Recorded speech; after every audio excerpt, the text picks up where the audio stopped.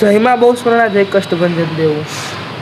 આજે પાછો vacation time ચાલે છે. હજી એક એવી વાત કરવી છે કે લોકોને એમનું વેકેશન યાદ આવી જાય.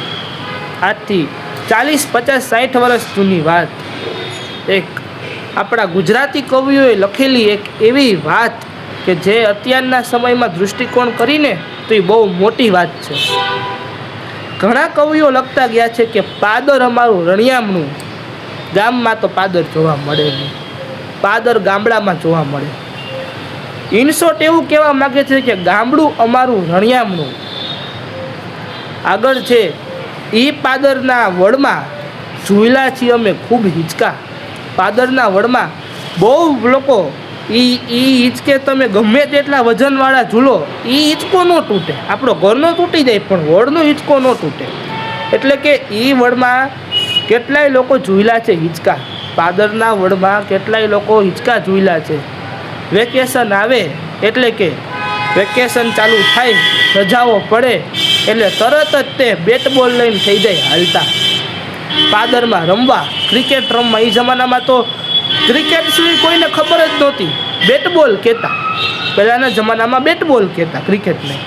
બેટ બોલ લઈને રમવા હાલવા નીકળી જાય. ભમૈડા ફેરવે, ગીલી દંડો રમે, ખોખો રમે. ખોખો એટલે કે એ ટાઈમનો ખોખો અલગ હતો થોડોક, આપણા અત્યારના જેવો નહોતો.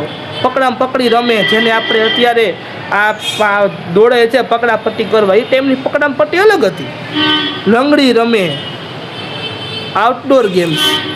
એ ટાઈમમાં આઉટડોર ગેમ્સ હતી, ઘરની બહાર રમાતી. હવેના સમયમાં એસીની અંદર બેસી ઇન્ડોર ગેમ્સ રમી, ચેસ, કેરમ.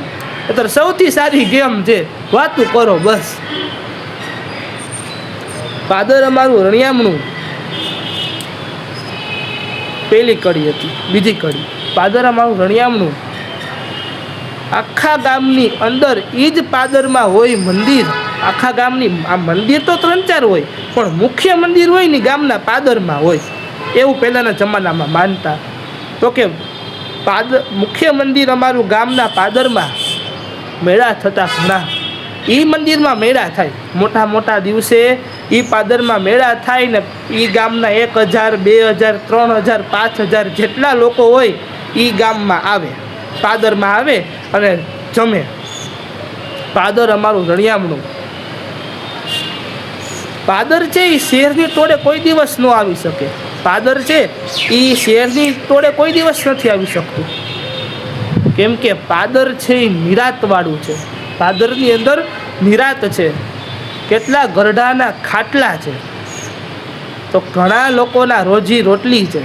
પાદરે ઘણા લોકો ઉંમરવાળા ખાટલા ઢાળીને બેઠા હોય, ઘણા વેચવાવાળા છે યા નીચે આસન પાથરીને કે સાઈડમાં દુકાન કરીને બેઠા હોય. પાદરની અંદર અતિથિની પધરામણી થાય ત્યારે લાગે કે સાક્ષાત ભગવાન આવ્યા છે. પહેલાંના જમાનામાં એવું હતું કે ગામડામાં કોઈના ઘરે મહેમાન આવે અમારા મહેમાન, અને એ લોકોના મનમાં હાલમાં એ ભાવના છે, અતિથિ દેવો ભવ, મહેમાન અમારા ભગવાન છે. એટલે પાદરમાં કોઈના ઘરે મહેમાન આવે અમારા મહેમાન છે, એવી રીતે જ એમને ટ્રીટમેન્ટ મળતી. કોક સારું બનાવ્યું હોય તો ત્યાં દઈ જાય, મહેમાન આવ્યા ચાલો એમને થોડુંક દઈ આવી જઈને તેમને બનાવવું ઓછું. આપણા ઘરે મહેમાન આવ્યા હોય, આપણું ઘર બંધ હોય તો બીજાના ઘરે જઈને ચા પી આવે. ખબર જ નહોતી કે એ જમાનામાં મહેમાન આપણી અહીંયા આવ્યા છે કે એમની. પાદર અમારું રળિયામણું. અત્યારે એ જ પાદર પડી ગયું છે સૂનું. કેમ કે પાદરની કિંમત અત્યારે કોઈને નથી. પાદર છે પડી ગયું છે સૂનું, પાદરની કિંમત અત્યારે કોઈને નથી.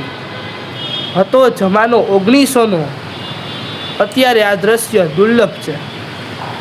1900નો જમાનો હતો, પાદરવાળો જમાનો 1900નો હતો. અત્યારે કળિયુગ આવી ગયું એટલે હવે પાદર બિચારું સૂનું પડી ગયું. મોટા મોટા ચબૂતરા બાંધે પાદરની અંદર. ઉનાળામાં કેટલા પક્ષી ચણવા આવે પાદરની અંદર, આખો કલબલાટ થઈ જાય. ની પાદર સૂનું પડી ગયું તો એનું કારણ શું? લોકો ગામડું મૂકવા માંડ્યા. પહેલાંના જમાનામાં એવું નહોતું કે કોઈ શહેરમાં નથી રહેતું, શહેરમાં રહેતું પણ એ દર વર્ષમાં 2-3 વાર ગામડે આવતા.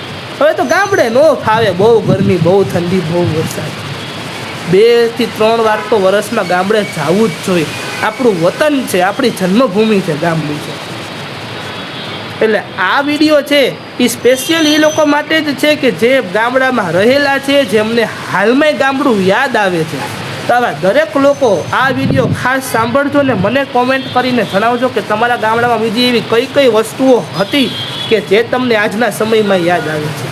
વિડીયો ગમ્યો હોય તો લાઈક, શેર અને સબસ્ક્રાઈબ કરવાનું ન ભૂલતા. અને મને આ વાત તો ખાસ તમે કહેજો જ કે તમારા ગામડામાં બીજી શું અલગ વસ્તુઓ જોવા મળતી. જય શ્રી કૃષ્ણ.